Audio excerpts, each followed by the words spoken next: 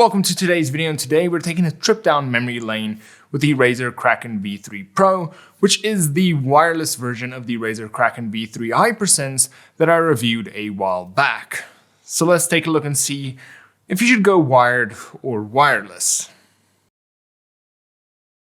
As mentioned, the Razer Kraken V3 Pro is the wireless version of the Kraken V3 Hypersense, and it is also very comparable with the Kaira Pro, which I reviewed just a few weeks ago. So let's compare the wired with the wireless, as well as with the Kaira Pro, since they do come in at a very similar price range and have similar features and specs. So in the box of the Kraken V3 Pro, you do get the headsets themselves, your wireless dongle, your removable mic, your USB cable to charge the headset, as well as an auxiliary cable to actually connect to your consoles, and of course you also get your manuals. The Kraken V3 Pro also has 50mm drivers and passive noise cancellation, and it only weighs in at around 372 grams, meaning it is light enough for you to almost forget that you have them on. The Kraken V3 Pro can also connect to almost any device that you want, whether that is your PC, your mobile device, an Xbox console, PlayStation console, and even a Nintendo Switch console, which means this is a very versatile headset, making it really easy to buy one headset to use on all of your devices. Now, one thing to keep in mind with the Kraken V3 Pro is that it does require the dongle to connect wirelessly with devices, and it doesn't have Bluetooth capabilities like you get with the Kaira Pros. So what that means is even though you can connect to a smartphone, an Xbox console, and a Nintendo Switch while it's not docked, you will have to do that via the wire that is included, and you won't be able to connect to those devices wirelessly. The Kraken V3 Pro also has haptic feedback on the headset itself, which is very similar to that of the wired counterpart, as well as that of the Kaira Pro, and you don't really get any sort of difference between these three headsets. So for me, I do enjoy the haptic feedback of these headsets. It really is a great selling point for me, and I would suggest using it on low or medium, as that was the best range for me that I found where you don't distort the audio as much, but you still get haptic feedback. But be sure to try them all out and see what works best for you.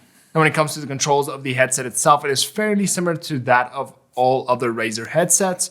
You have your power button, you have your volume scroll wheel, you have your mic mute button, as well as your haptic adjustment button that can toggle to either off, low, medium, or high for the haptics. And then you also have your connection points to charge the headset, plug in your mic, and use the auxiliary cable with if you're using it in a wired situation. The quality of the buttons and the headset is really good. The headset felt comfortable to wear for extended periods of time, and the headset itself doesn't feel like it is gripping your head when you have it on, but rather just sits comfortably on top of your head, which for me is a big plus. The cups themselves with the memory foam do seal really nicely around your ears, and they were big enough to actually go around my ears, which didn't cause fatigue over long extended periods of time. In terms of battery life, the Kraken V3 Pro is rated at 44 hours without haptics or RGB on, and with haptics and RGB on, it should last around 11 hours. Now, since the RGB on this headset is fairly subtle, and I do like haptics to be lower,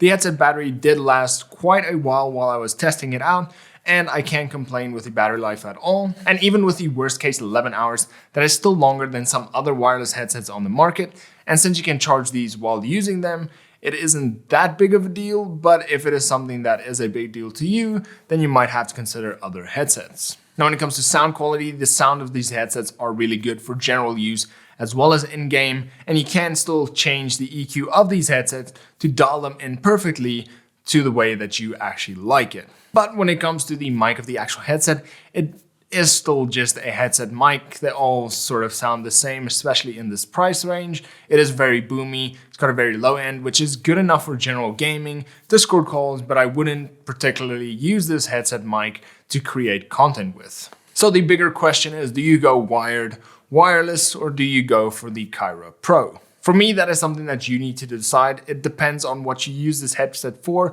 what your requirements are for a headset, but here are a few of my takes, and this will hopefully help you make your choice. So for me, if you need a headset that is truly wireless with most devices and use it mostly on a PlayStation console, then the Kaira Pro is the go-to for you. It has the included dongle that you have to use when connecting to a PlayStation console, but then it also has Bluetooth, which you can use to connect to your phone, your laptop, or your PC if your PC has Bluetooth, and then you can just use it wirelessly on all of your devices. Now, if you mainly play on an Xbox console, then the Kraken V3 Pro is probably going to be the best for you, unless you opt for the Kaira Pros that are made for Xbox. You can still use this headset with your PC and most other devices on the market, but just bear in mind that some of them will be wired while others will be wireless. And then lastly, if your budget isn't that high, then opting for the wired version may be the choice for you, since it is pretty much the same as the wireless version, except it is always wired. Now, all of the headsets mentioned all sound really good. They're all really good choices, and it will depend mostly on your budget and your needs for the one that you'll actually go out and buy. So if you want to see the reviews of those two headsets, I'll leave them down here. And if you have any questions on this headset or any of the other headsets mentioned in this video, feel free to ask me down in the comment section below. And then, as always, until next time, cheers.